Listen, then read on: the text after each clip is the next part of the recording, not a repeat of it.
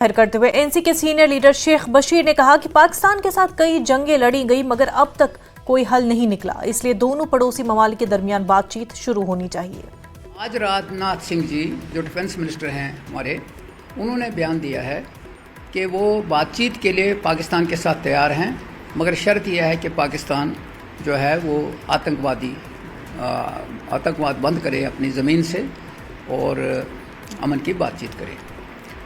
जम्मू कश्मीर हो, पूरा इंडिया हो, डेवलपमेंट अमन से ही होती है, अमन के बगैर डेवलपमेंट नहीं हो सकती है। जम्मू कश्मीर पिछले 35 साल से झुलस रहा है आतंकवाद से और आज भी झुलस रहा है। तो नेशनल कॉन्फ्रेंस का ये स्टैंड है कि बातचीत ही एक रास्ता है, क्योंकि हिंदुस्तान और पाकिस्तान के दरमियान बड़ी जंगें हुई हैं। उन जंगों के दरमियान जो नुकसान हुआ है बहुत हुआ है। आज की डेट के ऊपर, आज की दुनिया में जंग कोई सलूशन नहीं है, बातचीत ही एक रास्ता है।